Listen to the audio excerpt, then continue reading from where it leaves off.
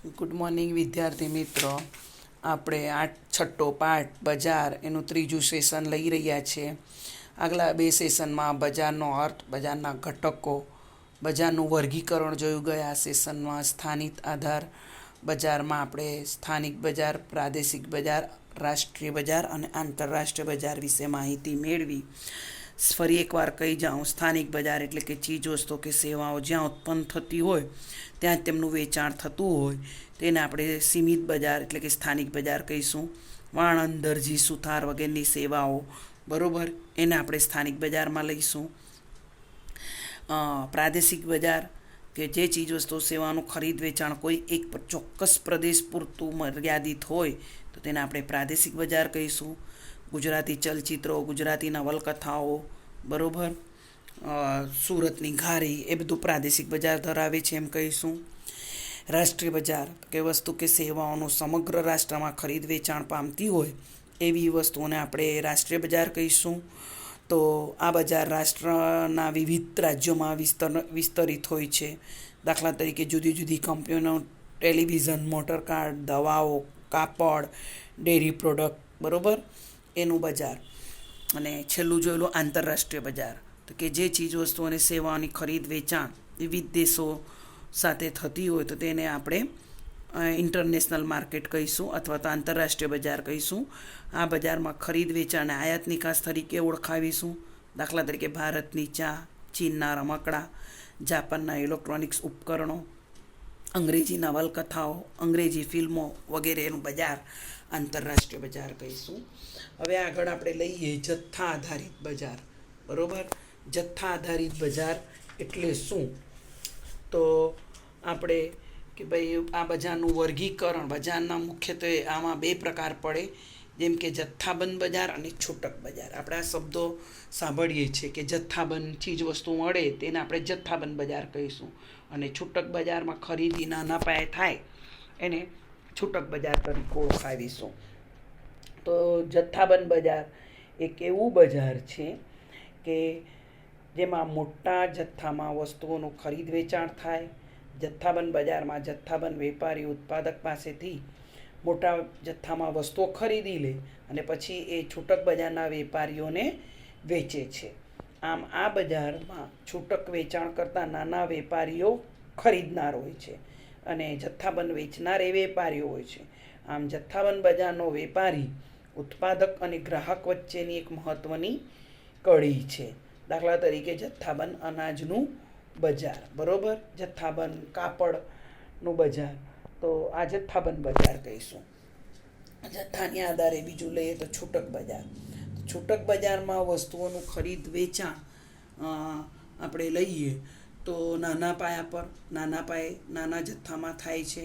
આમ છૂટક બજારના વેપારીઓ પણ બજારની એક મહત્વની કડી છે ગ્રાહકો સુધી ચીજ વસ્તુઓ અને સેવા પહોંચાડવા માટેની, બરાબર. તો આ નાના જથ્થામાં વસ્તુઓનું ખરીદ વેચાણ થાય તેવું બજાર છે.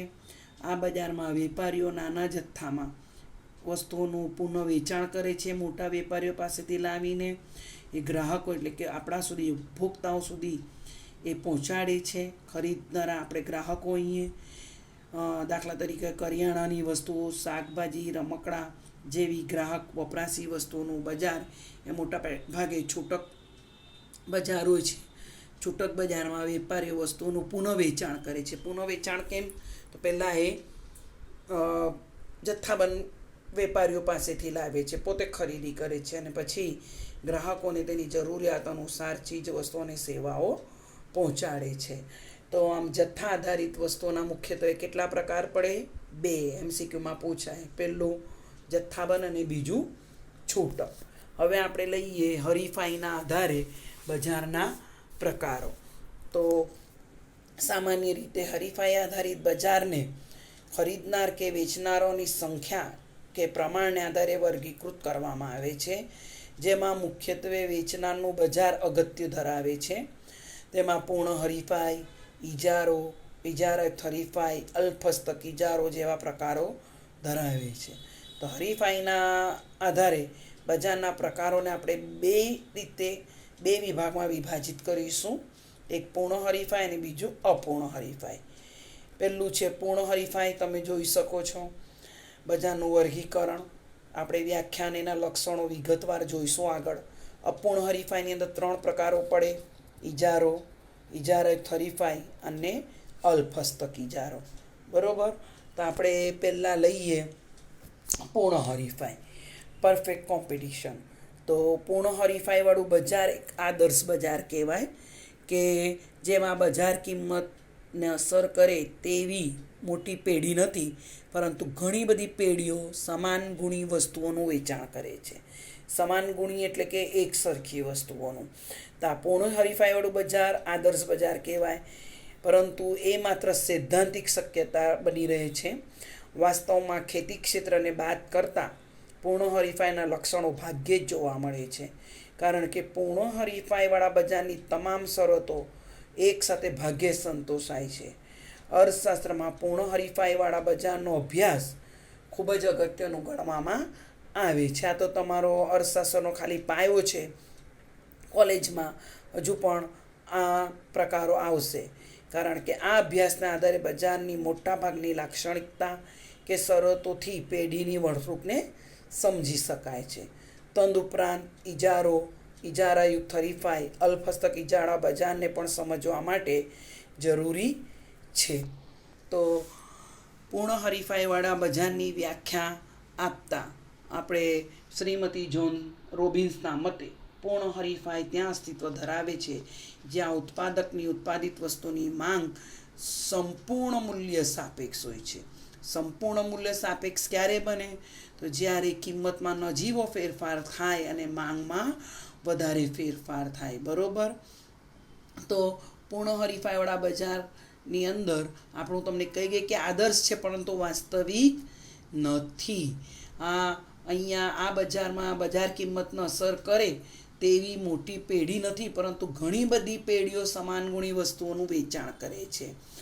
આગળ લઈએ તો પ્રોફેસર લેફ્ટવિચના મતે પૂર્ણ હરીફાઈ એક એવી વ્યવસ્થા છે, બજાર વ્યવસ્થા, અહીંયા આપણે હવે બજારને વ્યવસ્થા તરીકે જ ઓળખાવાની છે, કે જેમાં બજાર કિંમતને અસર પહોંચાડી શકે તેટલી મોટી પેઢી સમગ્ર બજારમાં ન હોવા છતાં ઘણી પેઢીઓ સમાન ગુણી વસ્તુઓનું વેચાણ કરે છે. એટલે કે પૂર્ણ હરીફાઈની અંદર સમાન ગુણી એટલે કે સરખા ગુણવાળી સમાન ગુણી વસ્તુઓનું વેચાણ થતું હોય છે. બરોબર.